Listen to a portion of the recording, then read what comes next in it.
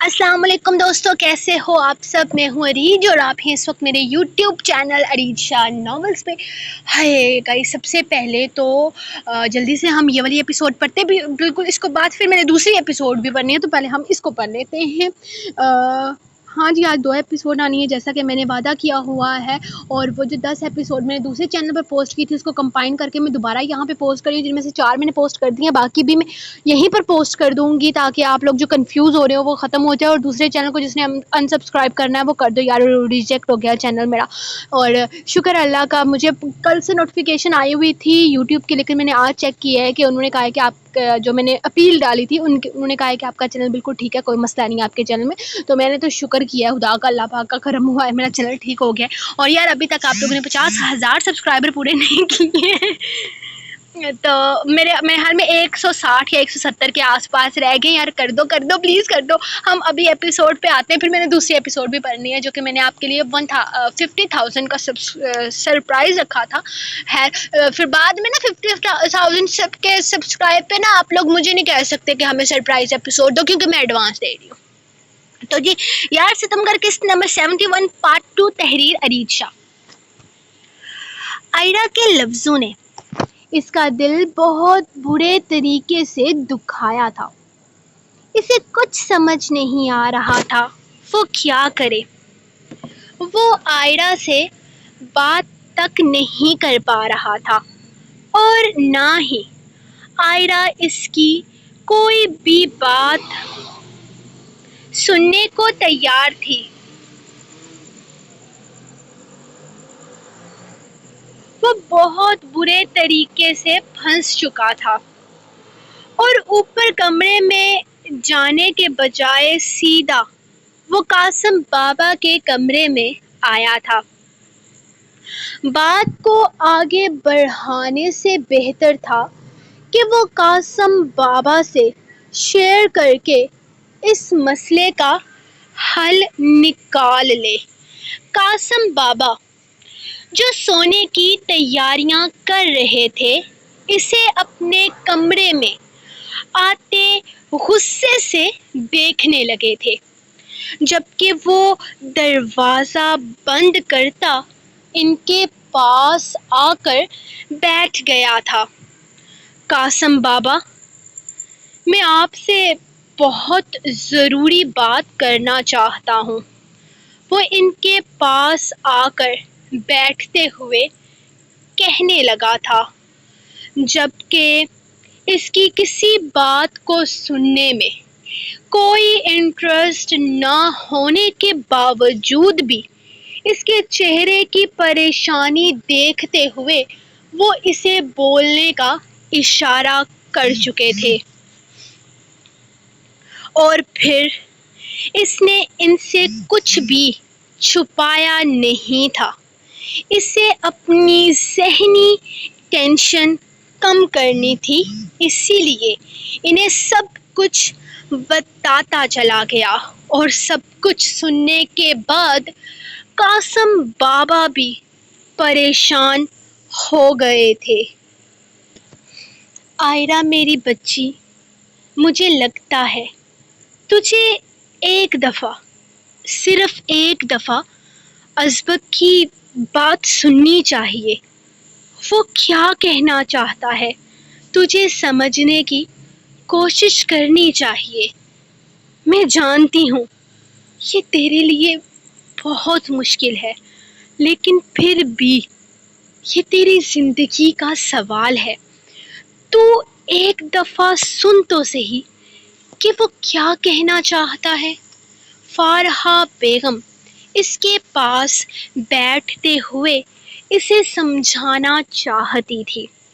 امی، میں اس بارے میں کوئی بات نہیں کرنا چاہتی، اور ویسے بھی اب بچا ہی کیا ہے کہنے یا سننے کے لیے۔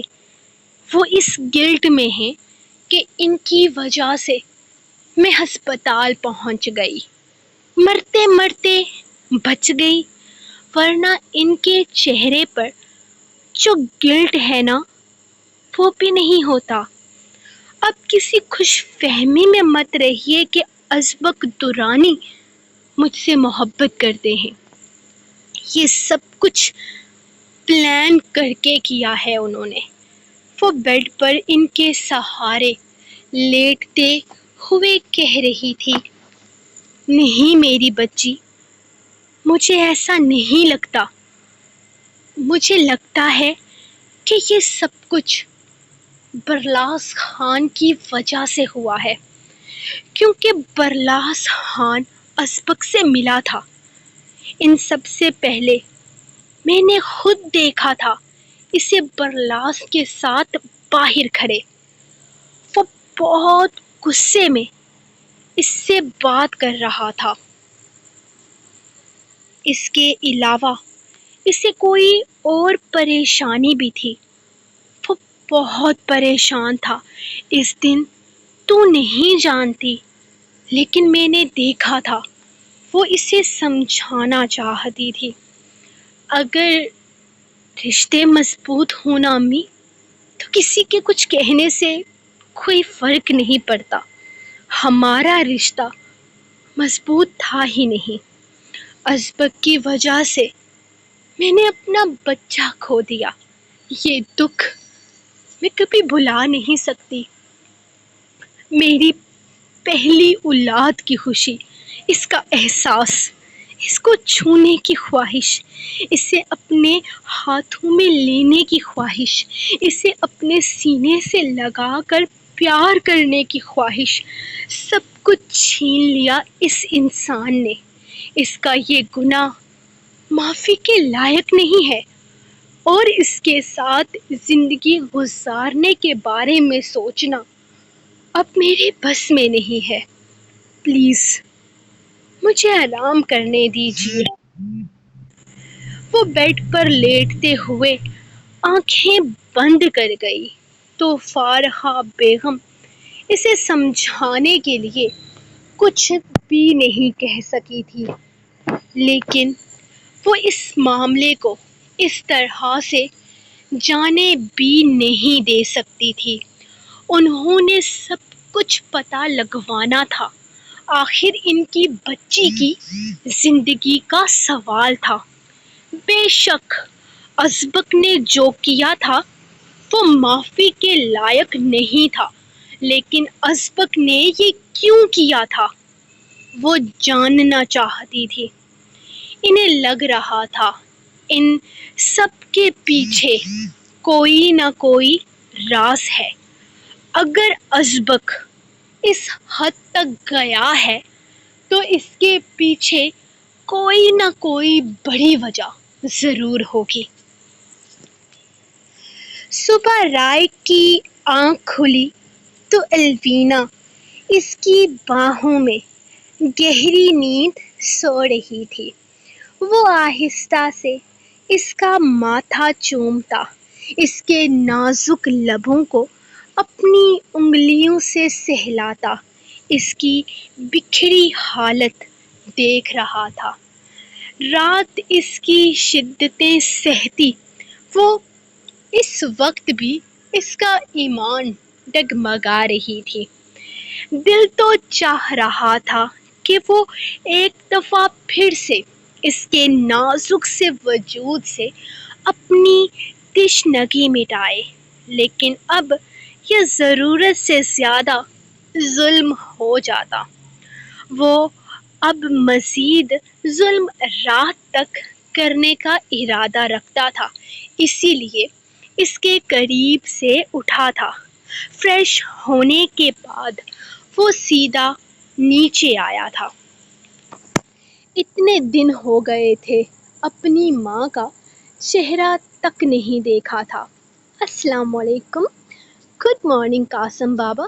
قاسم بابا کو باہر بریک فاسٹ ٹیبل پر بیٹھے دیکھ اس نے مسکرا کر کہا اور سیدھا اپنے بابا کے کمرے کی طرف چلا گیا تھا۔ حد ہوتی ہے کسی چیز کی، نہ کپڑے ٹھیک سے پریس ہیں، نہ ہی ناشتہ وقت پر لگ رہا ہے۔ سب ملازم کہاں مر گئے ہیں؟ کس بات کی تنخواہ لیتے ہو؟ کسی چیز کا ہوش نہیں ہے۔ اتنی اہم میٹنگ ہے میری، لیکن اس گھر میں نوکروں کی فوج کو صرف فضول کی ہوائیں کھانے کی عادت ہو گئی ہے۔ سب کو نکال دوں گا اس نوکری سے۔ جوتے کہاں ہیں میرے؟ پچھلے 4 دن سے کوئی چیز ٹائم پر نہیں مل رہی ہے مجھے۔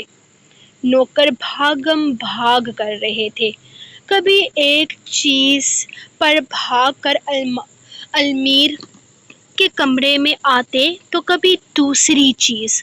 وہ سب امامہ بیگم کے جانے پر بہت زیادہ پریشان تھے، بلکہ بہت بڑی مصیبت میں پھنس چکے تھے۔ پہلے تو امامہ بیگم ہر چیز کا خود خیال رکھتی تھی، اپنے شوہر کی چیز وہ خود دیتی تھی، لیکن اب تو سب لوگ اچھے خاصے پھنس چکے تھے۔ وہ دعائیں بھی کر رہے تھے کہ امامہ بیگم جلد سے جلد گھر واپس آ جائیں۔ السلام علیکم قاسم بابا۔ السلام علیکم بابا، کیسے ہیں آپ؟ وہ اندر داخل ہوتے ہوئے ان سے پوچھنے لگا تو انہوں نے مسکرا کر اسے اپنے سینے سے لگایا تھا۔ الحمدللہ میں ٹھیک ہوں، تم سناؤ کیسے ہو؟ نیند پوری ہوئی تمہاری؟ وہ اسے اپنے سامنے اپنے جوان بیٹے کو دیکھتے ہوئے پوچھنے لگے۔ وہ جانتے تھے اب وقت آ گیا ہے اس کے سوالوں کے جواب دینے کا۔ وہ ان سے بہت سارے سوال کرنے والا تھا۔ جی بابا، میری نیند پوری ہو گئی ہے۔ مجھے آپ یہ بتائیں کہ امی کدھر ہیں؟ کتنے دن ہو گئے ہیں ان کا چہرہ تک نہیں دیکھا۔ کل بھی نہیں تھی، مجھے لگ رہا تھا میرے واپس آنے تک وہ آ جائیں گی، ابھی تک نہیں آئی۔ وہ لگتا ہے مجھے خود ہی جانا پڑے گا انہیں لینے کے لیے، وہ تھوڑا مایوس ہو کر بولا تھا۔ وہ ہر صبح اپنی ماں کا چہرہ دیکھتا تھا اور اب اس کی ماں اتنے دنوں سے کہیں غائب تھی، وہ جانتا تک نہیں تھا کہ وہ کہاں ہیں۔ وہ گھر چھوڑ کر گئی ہے رائک، وہ اچانک سے بولے تو رائک جو اپنا موبائل نکال کر اپنی ماں کو کال کر رہا تھا حیرت سے انہیں دیکھنے لگا۔ کیا مطلب؟ میں کچھ سمجھا نہیں۔ وہ سچ میں ان کی بات کا مطلب نہیں سمجھ سکا تھا۔ ارزق کی وجہ سے گھر چھوڑ کر چلی گئی ہے۔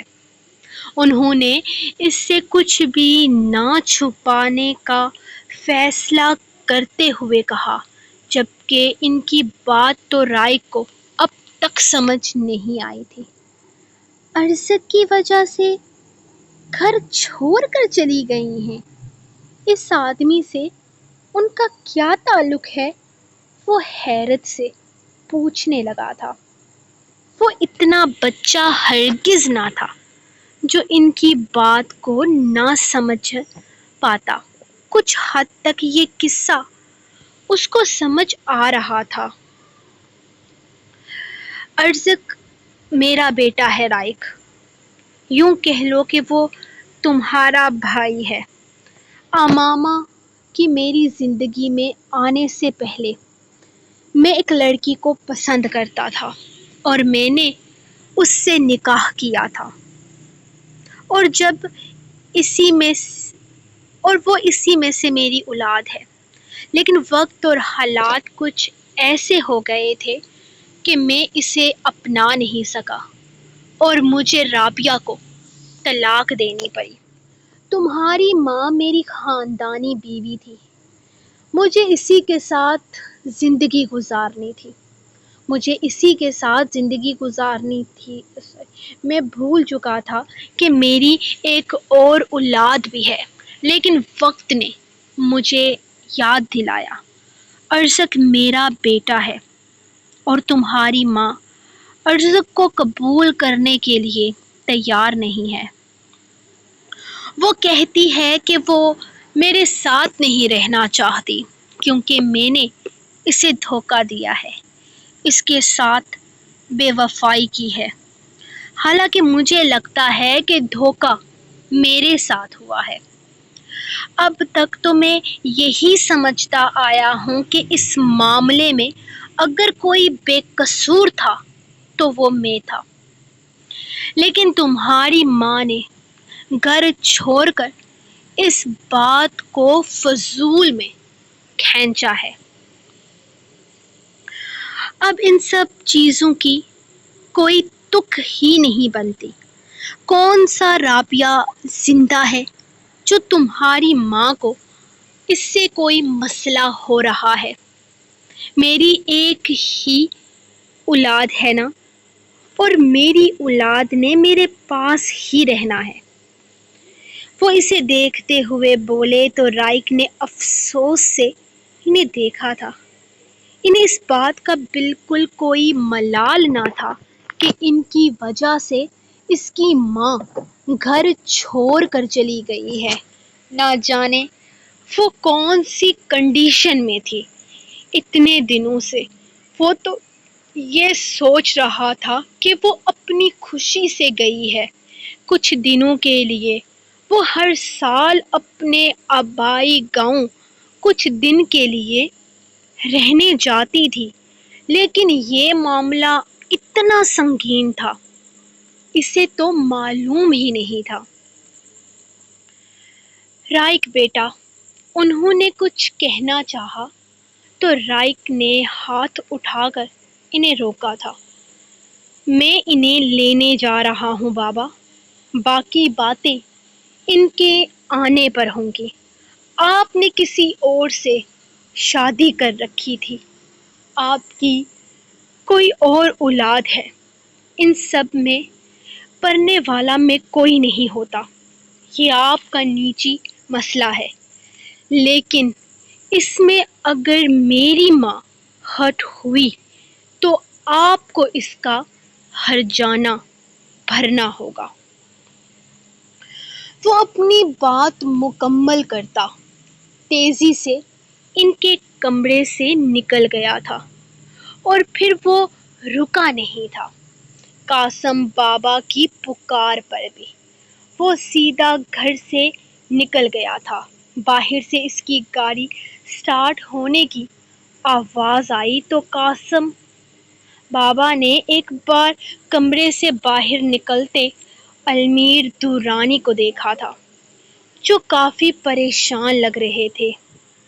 یہ ناشتہ بنایا ہے، اسے ناشتہ کہتے ہو تم لوگ؟ ڈھنگ کی کوئی چیز کھانے کو نہیں مل رہی ہے اس گھر میں، وہ غصے سے چلائے تھے، جبکہ قاسم بابا ایک نظر انہیں دیکھتے اٹھ کر اپنے کمرے کی طرف چلے گئے تھے، لیکن ان کی چیخ و پکار اب بھی بند نہ ہوئی تھی۔ وہ نوکروں پر بھیجا غصہ نکال رہے تھے۔ اتنا سب کچھ ہو گیا اور آپ نے مجھے اس بارے میں کچھ بتایا بھی نہیں۔ کتنی غلط بات ہے امی، کم سے کم آپ مجھے تو بتا دیتی۔ مجھے ان سب چیزوں سے دور رکھا آپ نے، اور آپ کو کیا لگتا ہے اس طرح گھر چھوڑ کر یہاں آ جانے سے مسئلہ حل ہو جائے گا؟ اٹھیں، چلیں میرے ساتھ واپس، میں آپ کو یہاں نہیں رہنے دوں گا۔ وہ ان کا ہاتھ تھامتے ہوئے بولا تھا۔ اتنے دنوں سے اس کی ماں یہاں کس حالت میں تھی وہ دیکھ کر شاکڈ رہ گیا تھا۔ کہاں ہر وقت تیار رہنے والی، خود کو سنجا سنوار کر رکھنے والی اس کی ماں اتنے دنوں سے ایک ہی لباس پہنے ہوئے تھی۔ شاید انہوں نے کافی دنوں سے اپنے بالوں میں کنگھی تک نہیں کی تھی۔ شوہر کی بے وفائی نے انہیں گہرا صدمہ دیا تھا۔ اس گھر میں واپس نہیں جاؤں گی رائک. اب میرا وہاں کچھ بھی نہیں ہے. ایک آس تھی، ایک امید تھی. چلو محبت نہ صحیح، وفادار شوہر تو ملا ہے، لیکن وہ بھی میں غلط تھی. مجھے وفادار شوہر بھی نہیں ملا. میں جانتی تھی وہ کسی اور سے محبت کرتے ہیں. وہ ہمیشہ مجھے جتاتے تھے کہ میں ان پر گوار ہوں، مجھے زندگی جینے کا طریقہ نہیں ہے. میں نے ہر ممکن کوشش کی، وہ جیسا چاہتے تھے میں ویسی بن جاؤں، جس طرح سے انہیں پسند ہے میں وہ کروں. لیکن دیکھو، سب کچھ میرے ہاتھ سے ریت کی طرح پھسل گیا. میں خود کو پوری طرح بدل کر بھی ان کی پسند پر پوری نہ اتر سکی، کیونکہ ان کی پسند میں کبھی تھی ہی نہیں. میرے پاس کچھ نہیں تھا، خالی ہاتھ تھی. پھر بھی اس بات کا غرور تھا کہ میرا شوہر میرے ساتھ وفادار ہے. آج شادی کے 29 سال بعد مجھے پتہ چل رہا ہے کہ اس کی تمہارے علاوہ کوئی اور بھی اولاد ہے، کوئی اور عورت بھی اس کی زندگی میں تھی. تو تم بتاؤ نا، میں کیسے برداشت کروں؟ مجھ سے برداشت نہیں ہے مجھ میں. رائک، میرے صبر کی انتہا یہیں تک تھی. میں نے 29 سال تک صبر کیا. ایک دن تو ان کو میری قدر ہوگی، لیکن نہیں. میں اس لڑکی کی جگہ کبھی نہیں لے سکی جس سے وہ محبت کرتے تھے. مجھے جب پتہ چلا کہ وہ کسی اور سے محبت کرتے ہیں، اسی دن میرے دل سے وہ اتر گئے تھے. یہ سوچ کر کہ میرے نکاح میں ہوتے ہوئے اس نے کبھی کسی اور سے محبت کر لی، میرا دل مر گیا تھا. یہ سوچ کر کہ میرا شوہر کسی اور سے محبت کرتا تھا، میں نے خود اس کے دل میں اپنی جگہ بنانا چھوڑ دی. میں نے اس رشتے کو صرف اپنے بچے تک محدود کر لیا. اس انسان کو کوئی فرق نہیں پڑا. میرا ہونا نہ ہونا اس کے لیے برابر تھا، کیونکہ میں اس کی زندگی میں کبھی کوئی اہمیت رکھتی ہی نہیں تھی. بس ایک آس تھی کہ اگر وہ میرا نہیں ہے تو کسی کا نہیں ہے. مگر وہ کسی کا تھا، اور شاید آج بھی اسی کا ہے. اور اس گھر میں اس کی محبت کی ایک نشانی بھی آ چکی ہے. اب میرا اس گھر میں کچھ نہیں ہے، کچھ بھی نہیں. وہ دکھ سے بولی تھی جب رائک ان کا ہاتھ چھوڑ کر انہیں صوفے پر بٹھاتا خود ان کے پیروں میں بیٹھ گیا تھا. امی، وہ انسان آپ کا کبھی بھی نہیں تھا، کبھی بھی نہیں. یہ بات آپ بھی جانتی ہیں. انہوں نے کبھی آپ سے محبت نہیں کی، کبھی آپ کو اپنی بیوی کا رتبہ نہیں دیا، عزت نہیں دی. آپ ہمیشہ سے کہتی ہیں کہ آپ وہاں اپنے بیٹے کے لیے ہیں، آپ وہاں میرے لیے ہیں.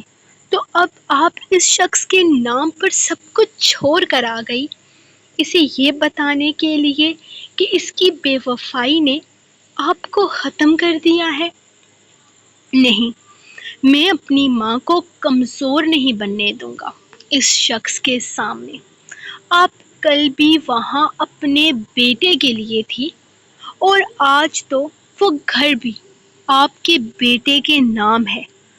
آپ کو میرے ساتھ چلنا ہوگا اور اس انسان کو بتانا ہوگا کہ اگر اس انسان کی زندگی میں آپ کوئی اہمیت نہیں رکھتی تو پھر آپ کی زندگی میں اب وہ بھی کوئی اہمیت نہیں رکھتا. آپ کو میری قسم امی، آپ گھر چلنے سے انکار نہیں کریں گی. وہ ان کے ہاتھ تھامتے ہوئے بولا، تو وہ اسے دیکھ کر رہ گئی تھی۔ میں جانتا ہوں امی، میں آپ کے سامنے بہت بڑا امتحان رکھ رہا ہوں، لیکن میں ایسا کرنے پر مجبور ہوں۔ میں اپنی ماں کو کسی انسان کے سامنے ڈی گریڈ ہوتے نہیں دیکھ سکتا، بے شک وہ میرا باپ ہی کیوں نہ ہو۔ آپ کے لیے آواز اٹھانے کے لیے آپ کا بیٹا ہے، اٹھیں، اپنی حالت درست کیجیے۔ میں آپ کو اس شخص کے سامنے اس حالت میں لے جا کر اس کا غرور کبھی توڑ نہیں پاؤں گا۔ اٹھیے، اپنی حالت درست کیجیے اور میرے ساتھ چلیے۔ وہ ایک حق سے بول رہا تھا۔ ہاں، وہ واحد انسان تھا جو ان پر حق رکھتا تھا۔ وہ مجبور ہو گئی تھی اس کی بات ماننے پر۔ ازبک، بچے اٹھ جاؤ، دیکھو کیا ٹائم ہو گیا ہے، 10:30 بج رہے ہیں۔ وہ کمرے میں واپس آئے تو ازبک کو اب تک سوتے دیکھ کر پیار سے اسے جگانے لگے۔ کیا اتنا زیادہ وقت ہو گیا ہے؟ وہ اٹھ کر چہرے پر ہاتھ مارتا پریشانی سے پوچھنے لگا۔ ہاں، کافی زیادہ وقت ہو گیا ہے۔ جاؤ، تم فریش ہو کر آ جاؤ، ہم تمہارے لیے ناشتہ لگواتے ہیں۔ وہ اسے دیکھتے ہوئے بولے تو اس نے نفی میں سر ہلایا تھا۔ ایسا کریں، الوینا کو اوپر کمرے میں بھیج کر میرے کپڑے منگوا دیں، میں اس مصیبت کی شکل نہیں دیکھنا چاہتا۔ وہ اٹھ کر کھڑا ہوتے ہوئے بولا۔ ایسے نہیں کہتے ازبک، معصوم بچی ہے، ابھی اس کی عمر ہی کیا ہے، اور قاسم بابا، خدا کے لیے وہ معصوم بچی میرے سر پر چکی ہے۔ اگر معاملہ میری یار کا نہ ہوتا اور اس کی اولاد کا نہ ہوتا، میں کبھی یہ مصیبت اپنے گلے میں نہیں ڈالتا۔ اپنے پیچھے 1 درجن بھائیوں کو لے کر آئی تھی، صرف شکل کے علاوہ اور کچھ نہیں ہے اس کے پاس۔ ارحم کا دل بھی اسی پر آنا تھا، اس کے پیچھے مر رہا تھا وہ پاگل انسان۔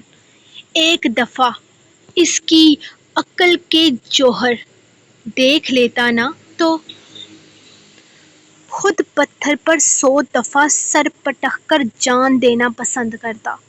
وہ بے حد غصے سے بولا تھا۔ ہاں، وہ نہیں جانتا تھا کہ یہ لڑکی اس حد تک معصوم ہے کہ اسے دنیا جہان کی سمجھ نہیں۔ قاسم بابا نے اس کی بات کاٹتے ہوئے کہا، فائن، ٹھیک ہے، آپ نے دے دیا نا اس کو معصومیت کا سرٹیفکیٹ، تو اب میرے کپڑے بھی منگوا دیں۔ اچھا ٹھیک ہے، ہم جا رہے ہیں باہر، کہتے ہیں الوینا کو، اگر لے کر آتی ہے تمہارے کپڑے تو باقی تم اپنی رات کا انتظام کہیں اور کر لو۔ ساری رات ہمیں تمہیں بار بار یہ بات بتانی پڑ رہی تھی کہ ہم آئرہ نہیں ہیں۔ وہ بے حد غصے سے بولے تو ازبک کے لب اپنے آپ مسکراہٹ میں ڈل گئے تھے۔ سوری، وہ میں رات کو تھوڑا آؤٹ آف کنٹرول ہو جاتا ہوں۔ اگر آپ پیار سے میری ہانا کے انداز میں مجھے کہہ دیتے کہ آپ آئرہ نہیں ہیں تو میں جوتا کدھر ہے ہمارا۔ وہ غصے سے زمین کی طرف دیکھنے لگے تو وہ فوراً واش روم میں خود کو بند کر گیا تھا۔ سو گائز، لائک کرو، کامنٹ کرو، شیئر کرو، نیکسٹ ایپیسوڈ آ رہی ہے، مطلب وہ بھی ریکارڈ کر کے میں نے اپلوڈ کرنی ہے، تو جلدی سے لائک کرو آپ لوگ۔ میں نیکسٹ ایپیسوڈ لے کر آ رہی ہوں بس تھوڑی دیر میں۔ ویسے آپ لوگوں نے ٹارگٹ پورا نہیں کیا، لیکن میں نے پھر بھی ایپیسوڈ لکھ دی تھی تو اسی لیے میں دے رہی ہوں۔ تو اب آپ لوگ 50,000 کا ٹارگٹ پورا کرنے میں ہیلپ کروا دیں، 2 ایپیسوڈ تو آپ کو مل ہی رہی ہیں، تو آپ لوگ جلدی سے لائک کریں اس کو۔ میں آپ کے لیے لے کر آتی ہوں سیکنڈ ایپیسوڈ تھوڑی دیر میں. تب تک کے لیے اپنی رائٹر کو دیں اجازت، تو دعاؤں میں یاد رکھیں. اللہ حافظ.